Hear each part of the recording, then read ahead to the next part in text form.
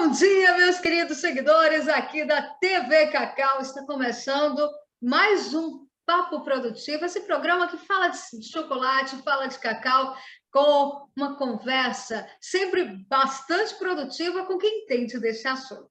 E hoje, o nosso convidado é o Gilmar Pedreira. Ele que é professor da Castelli de chocolate, entende muito do assunto e vai falar um pouquinho para a gente sobre toda essa construção em torno do chocolate e também dessa semana tão especial, que é a Semana da Páscoa. Qual é a conexão? O que é que traz essa semana tão sagrada? Ter o sabor, ter o gostinho do chocolate. Bom dia, Gilmar. Seja muito bem-vindo aqui à nossa TV Cacau.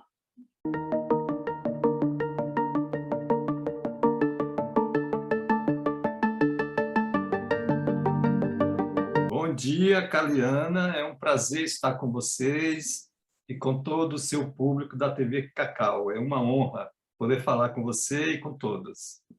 Coisa boa, Gilmar. Primeiro, eu queria que você começasse falando um pouquinho sobre o seu envolvimento, sua conexão com o cacau, com o chocolate, principalmente. Como é que você se tornou professor dessa grande escola que é a Castelli? Fala um pouquinho sobre a sua trajetória. Eu estou no mercado de alimentos há mais de 35 anos. Eu sempre trabalhei no segmento de alimentos dentro da cadeia do trigo. E sempre trabalhei com biscoito, com macarrão, com bolos, né? E sempre, o chocolate sempre teve assim, presente na minha vida profissional, porque quem está em alimentos, quem está em biscoito ou quem está em bolos, sempre busca o sabor chocolate ou chocolate, né, como complemento de linha, como sabor, como alternativa desses produtos. Em um determinado momento, eu comecei a fazer uma carreira solo, eu era executivo de empresa, eu comecei a fazer uma carreira solo, abri uma consultoria, que é a MFSP Marketing, e comecei a trabalhar com outros segmentos além do trigo. E aí caiu no meu colo, para minha felicidade, cacau e chocolate, né?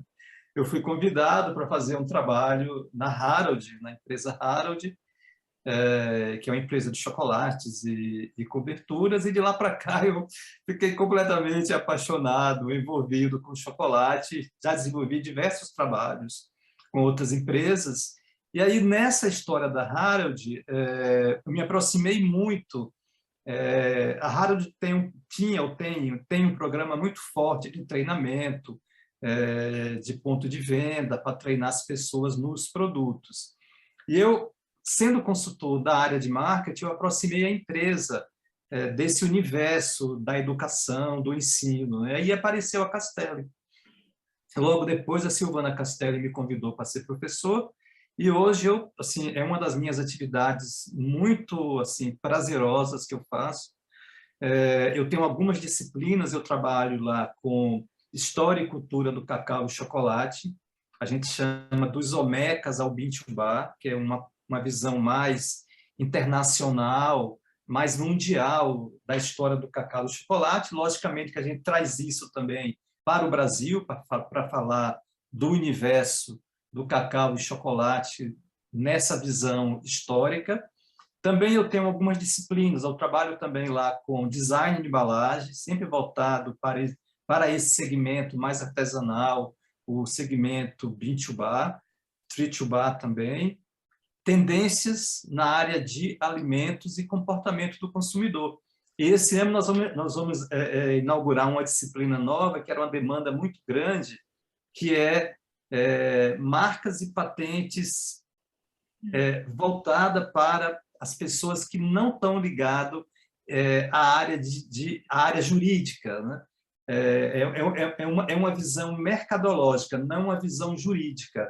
É uma disciplina que a gente foi percebendo que as pessoas têm muita dúvida, como registra, o que é que pode ser registrado, o que é patente, o que é marcas. Esse ano, na grade do curso, no currículo do curso, nós vamos ter essa disciplina também. Maravilha, é extremamente importante essa disciplina específica, porque você criar realmente a sua identificação com a marca, com o produto, principalmente quando a gente fala de chocolate, né, Gilmar? Porque o chocolate ele tem uma identidade. Exatamente, Caliana, o caminho é exatamente esse. Porque quando você parte para montar um negócio, se você é um empreendedor, as pessoas se preocupam muito com a parte mais técnica, né? Com a parte mais operacional. Então, as pessoas se cercam das melhores amêndoas, visitam as melhores fazendas, compram os melhores equipamentos. Tudo isso é importantíssimo e é muito essencial. Sem isso, você não tem produto, não tem um bom produto. Mas não é só isso, né? Tem uma parte que é exatamente essa parte. Logicamente, tem outras coisas também. Tem a coisa da contabilidade, tem a parte comercial, a parte de mídia social, enfim, tem um monte de coisa.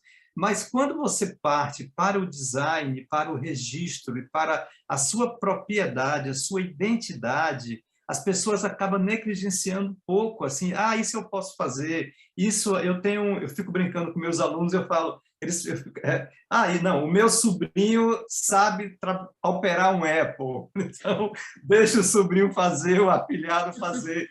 Meu Deus, você compra a melhor máquina, você monta a fábrica, você compra amêndoas, você vai para a Bahia, vai para o Pará, e você dá o seu design, né? O design tem uma história por trás, o design não é simplesmente o que eu gosto, né?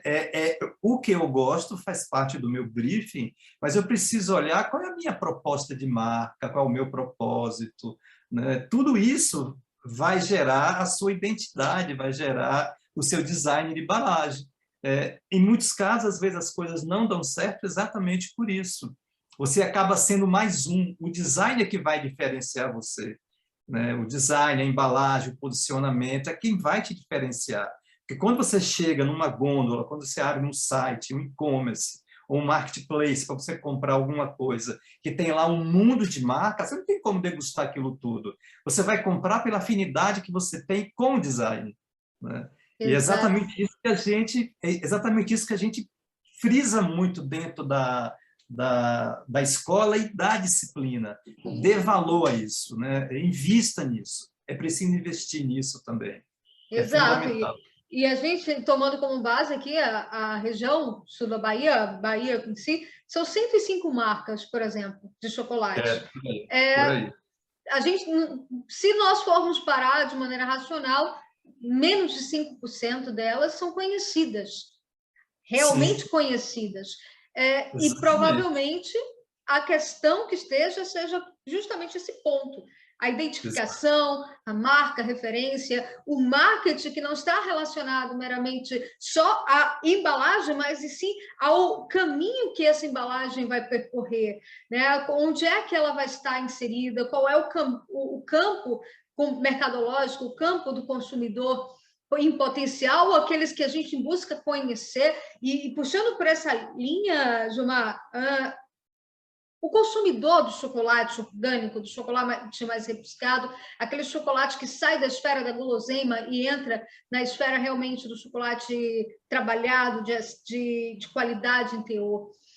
Como é que você observa o campo de consumidor para esse tipo de produto, esse tipo de chocolate mais fino, como podemos dizer? Assim, eu sempre tenho um olhar muito otimista com relação a isso. Eu acho que chocolate no Brasil é um copo quase cheio, não é um copo quase vazio, né? É um copo quase cheio, né? O Brasil, o nosso consumo per capita é baixíssimo, em torno de 2, 2,5, 2,8, a depender da região. E tudo isso passa por duas coisas importantíssimas. Passa pelo bolso do consumidor, o bolso do consumidor é que determina esse caminho, e passa pela educação do paladar do consumidor. Então, o que acontece hoje é que nós consumimos muita coisa que não é chocolate. Nós consumimos muita coisa que é sabor chocolate. E tudo isso é devido exatamente a esses dois fatores, né? De repente, o Brasil acordou para isso, né? Se começou um movimento muito forte de um chocolate verdadeiro, de um chocolate com alto teor de cacau, que não é um movimento nascido no Brasil, a gente sabe que esse é um movimento que vem de fora, né? A gente sabe que isso aconteceu lá nos Estados Unidos, o movimento Bintubá, Tritubá, ele chega no Brasil que tem um campo muito fértil para isso, porque nós temos fazendas, nós temos produção na Bahia, nós temos produção no Pará, nós temos produção no Espírito Santo, alguns outros estados produzindo cacau, como São Paulo, Minas Gerais, Rondônia. E aí o consumidor se depara com isso, esse grande movimento que acontece no país hoje, que é exatamente o movimento Bean-to-Bar, o movimento Tree-to-Bar, e algumas empresas que trabalham com um produto com uma performance superior, isso vai impulsionar o consumidor. Nós começamos o nosso processo de educação sensorial há pouco tempo com relação ao chocolate. Então, o chocolate está passando, nesse momento no Brasil, o que já passou o café, o que tem passado o vinho, né? Essa história de vinho bom é vinho internacional, né? O azeite de oliva, né? Então, são categorias de produtos que passam por processos culturais, que passam por processo de educação sensorial, e o maior beneficiado é o consumidor. Agora, logicamente, que tem ali um fator econômico, né? Um fator econômico muito forte, que é uma barreira para que o consumidor, para que você tenha um consumo maior por parte do grande consumidor. É isso. Dentro de toda essa discussão, a questão financeira, principalmente estando nós aqui no Brasil, que é uma nação que ainda tem um grande passo a crescer nessa questão da escolha do consumidor pela qualidade, não pelo preço. O preço é óbvio que está bem acima da média do poder aquisitivo da nossa população. Porém, nós temos o brasileiro costuma dizer que ele é ousado, né? Quando ele consegue ter acesso, saber que existe aquele produto e que ele gosta daquele produto, vira e mexe, assim que der uma folguinha no bolso, ele não mede distância e come. E consome. O que nós temos o que eu encontro enquanto veículo de comunicação é uma distância entre o acesso e a informação. Saber que tem e onde encontrar. O acesso realmente é muito difícil. Você vai no grande mercado brasileiro, você acha pouquíssimas marcas que têm um conceito. Porque quando a gente está falando de chocolate Bean-to-Bar, Tree-to-Bar, de alto teor de cacau, nós estamos fazendo também um copiar-colar para sustentabilidade.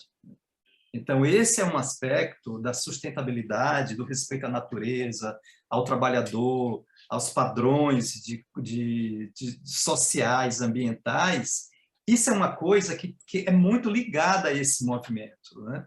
E a essas empresas que procura trabalhar com esse cacau, que não é um cacau, vamos dizer, eu não quero usar a palavra escrava porque é muito forte, análoga.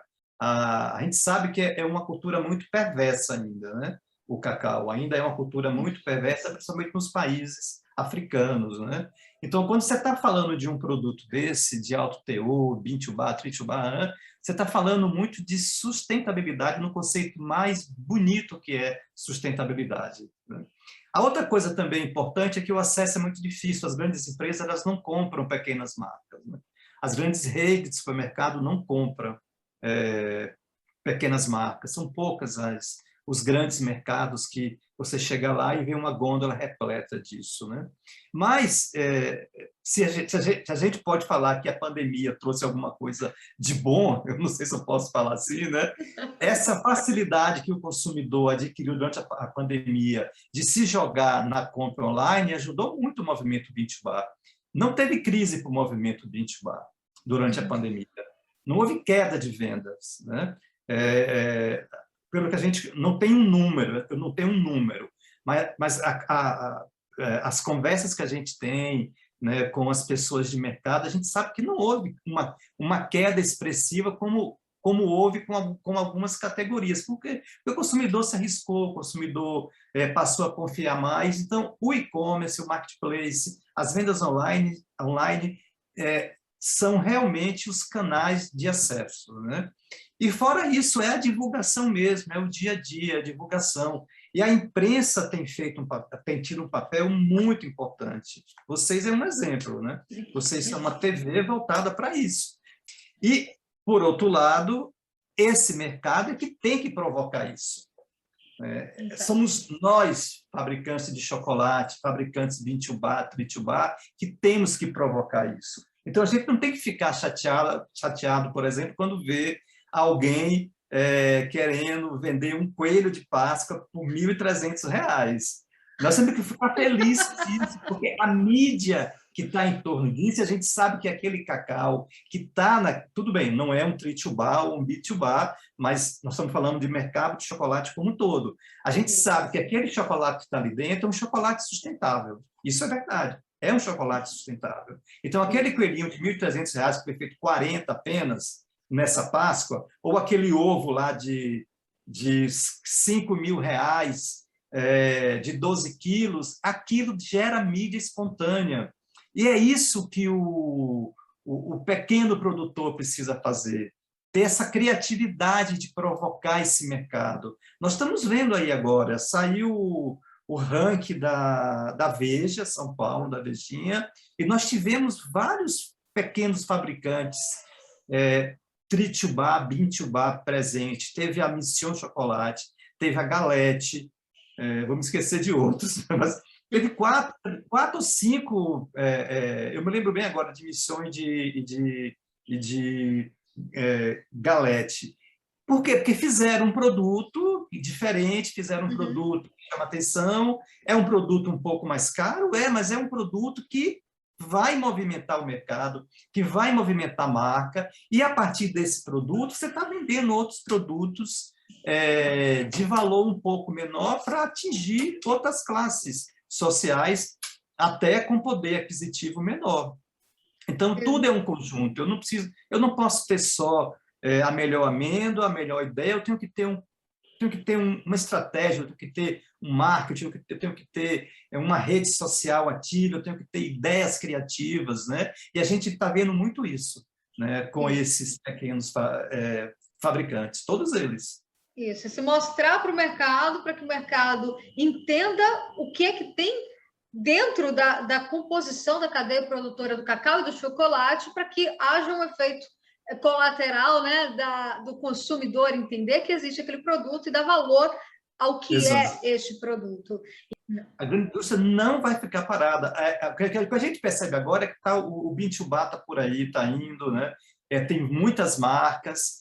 O Bintubá ele já conseguiu roubar uma parcela grande aí da grande indústria. E aí a gente vê a grande indústria também se movimentando. Sim. Né? Eles estão olhando, eles estão... Qual é a movimentação clássica de mercado? É a grande indústria começar a se apropriar de grandes marcas Bintubá. Sim. Né? Se eu trouxer um paralelo, se a gente pensar há 10, 15 anos atrás, quem era a Mãe Terra?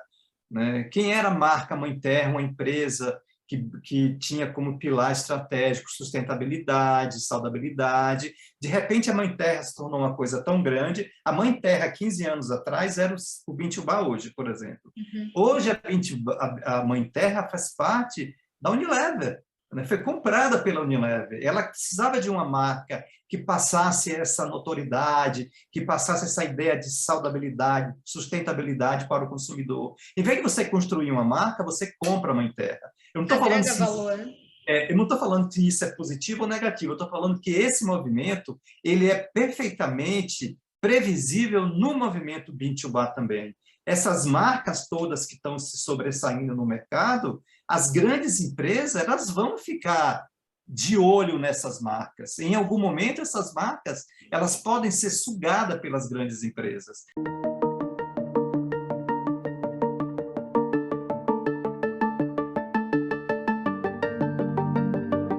Estamos na semana da Páscoa. Uma semana onde que não tem como não falarmos também de chocolate. E Exato. trazer essa conexão e trazer essa referência, ovo de Páscoa, cada vez mais se afastando das gôndolas de supermercado, mas os chocolates, por conta do preço, mas os chocolates ainda se insistem em ficar, porque realmente é o símbolo, a simbologia, a referência. Você tem uma história, tem um esclarecimento, umas informações muito valiosas para passar para a gente sobre essa conexão Páscoa e chocolate. Fala um pouquinho para a gente, Gilmar. Então, ó, a principal conexão de Páscoa é emocional, né? O brasileiro tem uma conexão emocional com a Páscoa, uma coisa de emoção, de afeto, né? E, assim, se a gente mais pensar em Páscoa, nesse sentido religioso, não existia uma conexão com o chocolate, né? O chocolate é pós tudo isso, né? É pós tudo isso.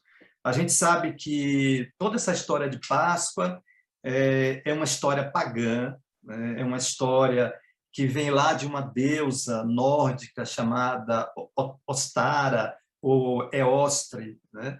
Uma deusa que era cultuada com a chegada da primavera. Era uma Páscoa é passagem, né? Se você olhar do ponto de vista pagão, essa passagem sai do inverno e chega a primavera. Então, chegou a primavera, a época da abundância, a época das flores, dos frutos, né, dos animais que saem da toca, sai o coelhinho da toca, né, tem o ovo como símbolo de renascimento. Então, essa história pascual, ela é uma história pagã, ela vem lá, né, das deusas, né, e se a gente olhar historicamente, várias civilizações do mundo faziam seus cultos aos seus deuses primaveris, né? Sempre nessa passagem do inverno para a primavera. Por isso que a Páscoa é uma coisa muito florida, muito frutal,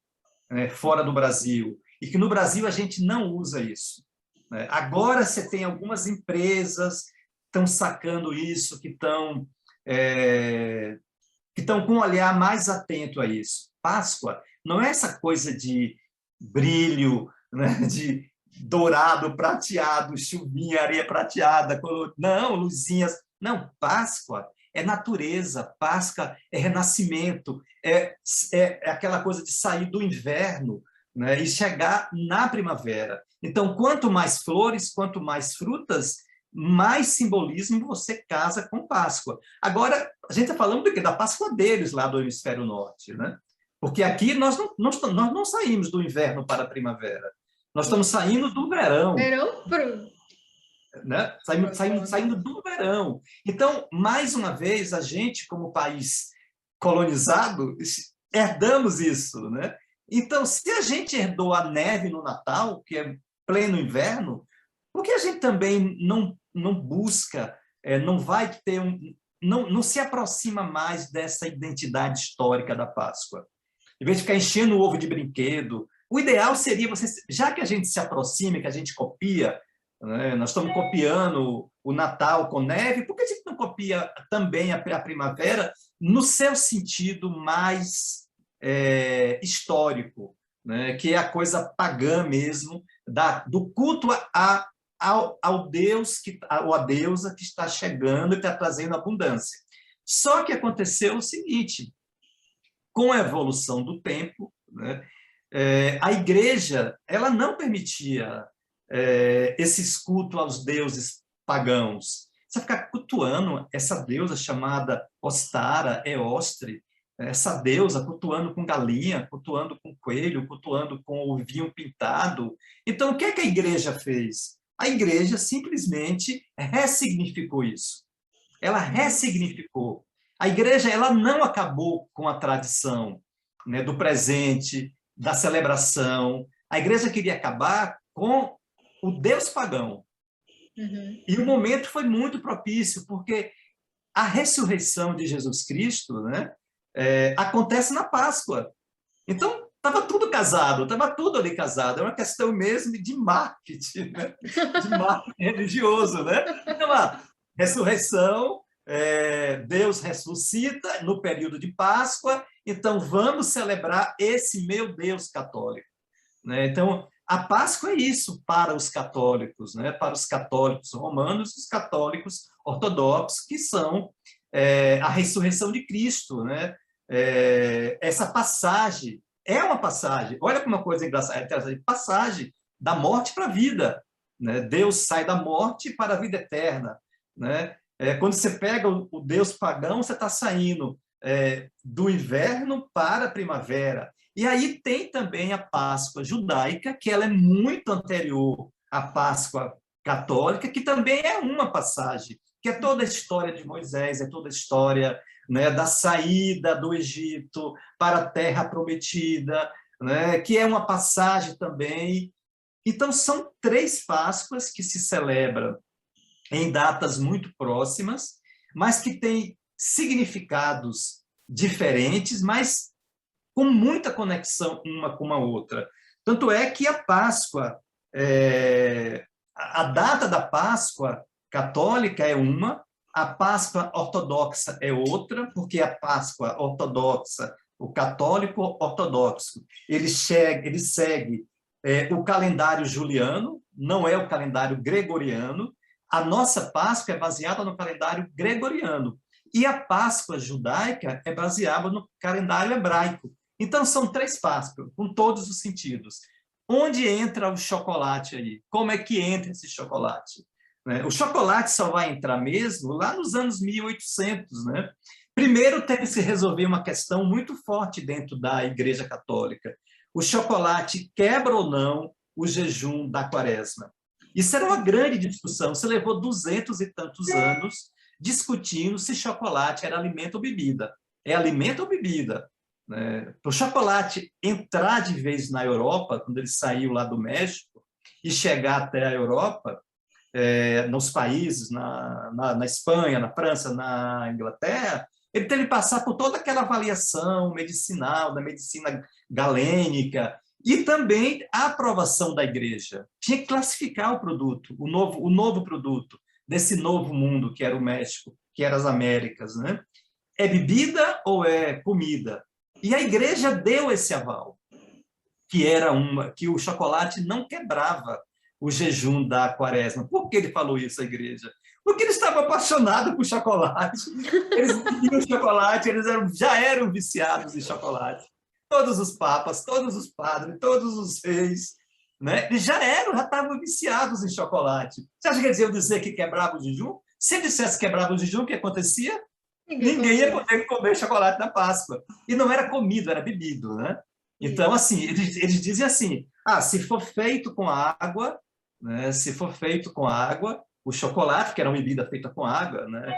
Inicialmente, o chocolate, então, ele pode ser tomado durante a Quaresma. E tem uma série de depoimentos, não somente né, do clero, mas também de juristas, de várias pessoas da época que criaram as suas teorias. Então, a licença para o chocolate chegar à Páscoa, a primeira licença foi essa, dizer que o chocolate não quebrava o jejum da Páscoa. A primeira foi essa.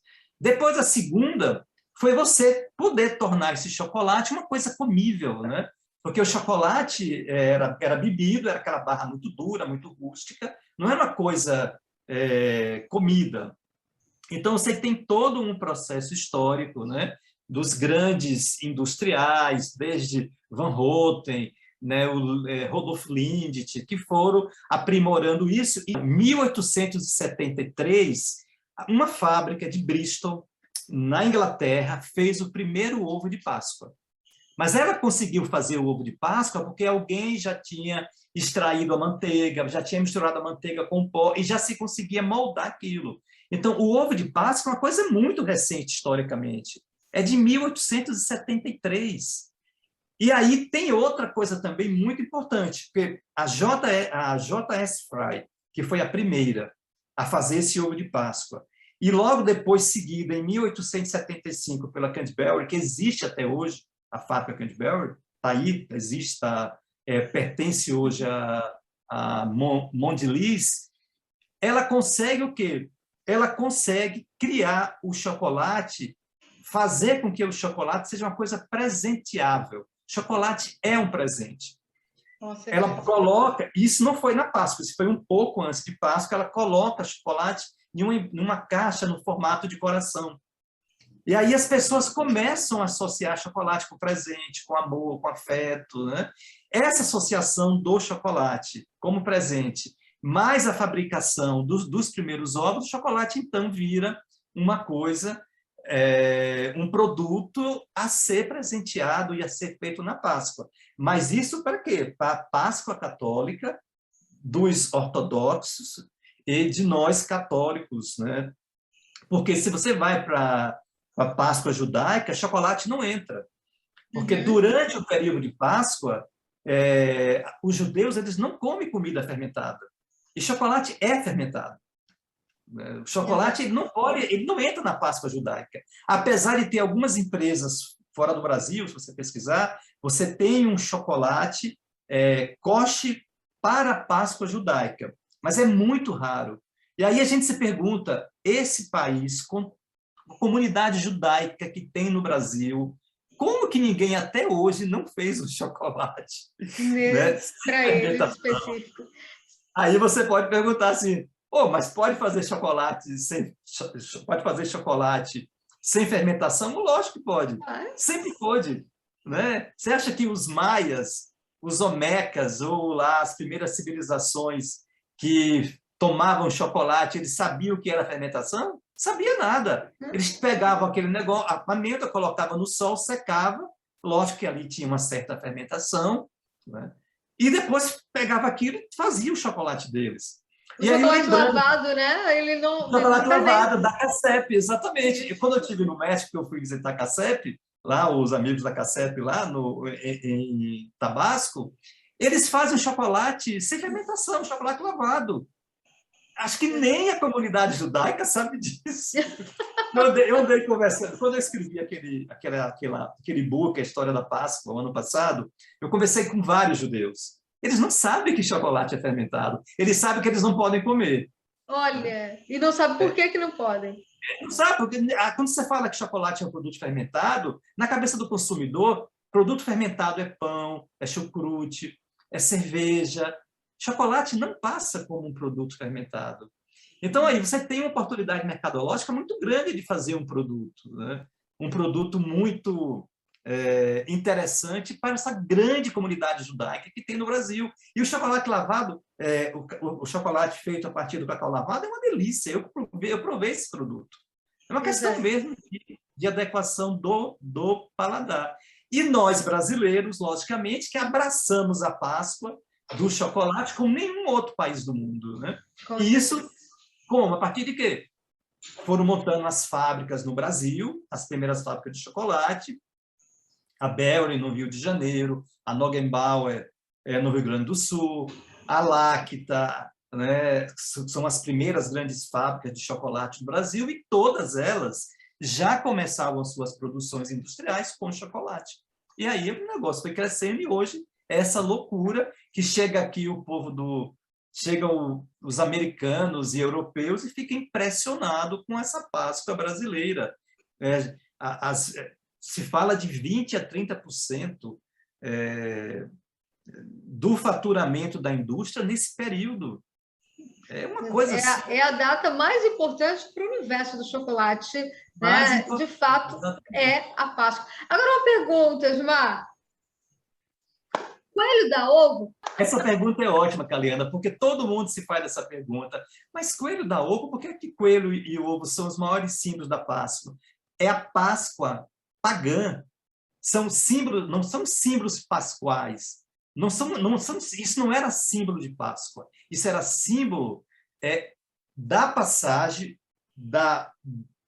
do inverno para a primavera. São símbolos de fertilidade, são símbolos de abundância, são símbolos de renascimento. O coelho, por que o coelho? Porque o coelho, o coelho sai da toca na primavera, e ele se reproduz muito, e o ovo simboliza a vida. O ovo é uma vida. Então, os povos ancestrais, antes de toda essa história católica, judaica, cristã, antes de tudo isso, eles cultuavam os coelhos, as lebres e os ovos como simbologia para a deusa Eostra. Eles entregavam, eram oferendas para a deusa, que não tinha nada a ver com Páscoa. Simbolizava fartura, simbolizava renascimento, simbolizava abundância. Foi a Igreja Católica que ressignificou isso. toda essa conexão, todo esse misticismo, essas informações que estão dentro de um contexto que entra a fé, entra a religião, entra a paz, né, harmônica em família, um momento muito sagrado, e nosso chocolate está ali, simbolizando essa conexão com tudo isso, e fazendo com que a gente passe, né? E acho que esse ano é um ano muito intenso, é um ano onde que esse renascimento tem que ter realmente um sabor de chocolate no seu sentido mais amplo e interpretativo, porque tem que ter realmente esse sabor de intensidade, tem que ter esse sabor de renovação, de transformação, né, em todos os sentidos. E muito bom, Gilmar, saber dessa história por você. Esse ano é um ano muito importante, viu, Kalena? Como você está falando mesmo. Porque 2020 não teve Páscoa. Não. Todo mundo teve que correr para a internet, né? Porque não teve ponto de venda. Não, a Páscoa foi um horror, né? Para a grande indústria, principalmente. 2021, nós estávamos sob o impacto da pandemia. As vacinas nem estavam começando no Brasil. As pessoas estavam com medo. Esse ano não, esse ano está liberado. Dá para ir no ponto de venda, comprar ovo de Páscoa, dá para bater na porta de quem vende ovo e comprar. Porém, existem algumas dificuldades, né? O mercado está muito otimista com essa Páscoa desse ano, mas esse ano nós temos que considerar o preço das coisas, dos alimentos, né? Tem uma pesquisa da Associação Paulista de Supermercados comparando o preço de ovo de 2022 para 2021, aumentou 40%. 40%. É um número altíssimo. Por que o ovo da Páscoa é tão caro, Gilmar? Tem que ser caro. É outro problema também. Essa semana nós fomos bombardeados com a mídia. O consumidor pegou uma mania de comparar barra com ovo. Comparar vinho com água. Aí as matérias são alarmantes. Um ovo custa 220, 300% mais caro do que uma barra. E a barra é linha de produção, é dia a dia. Você faz barra o ano inteiro. Eu não posso comparar uma barra láctea com um ovo láctea, porque o ovo láctea tem uma tecnologia, tem uma embalagem, tem um investimento mercadológico completamente diferente. Agora, se a indústria está sobretaxando, aí é outra história. Mas o ovo, teoricamente, ele tem que ser um pouco mais caro, sim. Agora, o que a indústria tem que estar atenta também é que você pode fazer sua Páscoa também com barrinhas e transformar suas barrinhas em barrinhas de Páscoa. Eu não preciso necessariamente ter um ovo, que você vê assim, você vê... aí nós estamos falando basicamente dos chocolates Bintubá, Tritubá, barra o ano inteiro, barra, barra, barra, barra, barra. Aí chega a Páscoa, aí começa a vender ovo. Aí transforma isso em ovo. Você pode transformar suas barras em uma linguagem de Páscoa. Dá para fazer isso. E vender mais caro, tem que vender mais caro, porque tem um diferencial mercadológico. A outra grande miopia também é esse mercado de bombons, de trufas. Que ninguém faz, Caliana. O Bintubá não faz trufas, não faz bombom. Por quê? Não faz bombons e trufas? Se é o segundo produto mais vendável depois de barra.